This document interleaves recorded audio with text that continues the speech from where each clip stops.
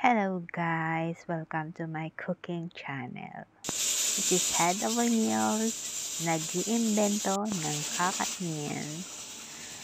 So, I don't have much choice. Meron lang akong egg and potato. So, alam na kung anong gagawin natin.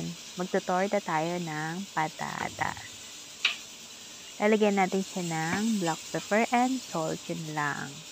Depende kung gusto niyo ng spicy, lagyan niyo ng chili, of course. Ano pa ba lagay mo kung sumanghang, di ba?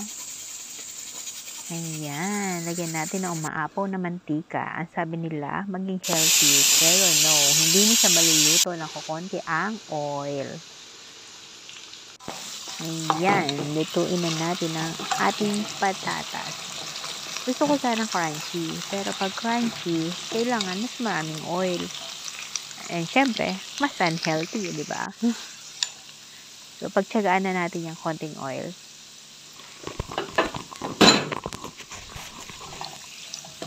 Kailangan lang maging consistent tayo sa paghalo. Kasi pag hindi, sunog ang aabutin ng iyong patatas. O, di ba ang daming egg? Patay gutom lang ang peg. So, pag medyo brownish na yung potato nyo, i-ready mo na ang iyong egg. At ilalagay na natin mamaya yan after. Lagyan ng taste ng ating patatas. Hoy, asan yung black pepper and salt? Ilagay mo muna yun, Inday.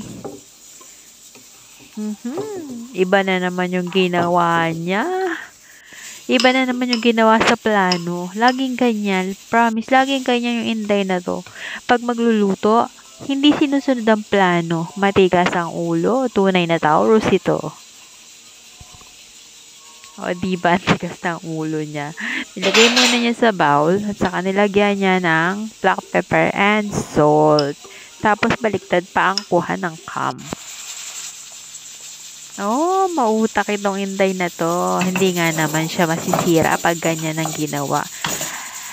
Pag torta, speaking of torta, kailangan mo siyang takpan. Kailangan mo siya lagyan ng cover. Dahil kung hindi, hindi siya mabubuo. O, diba ang ganda niya?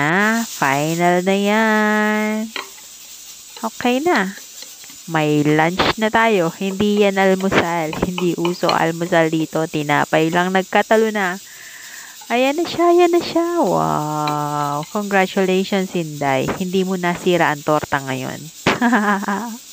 Thank you guys for watching. Have a good day. Bye.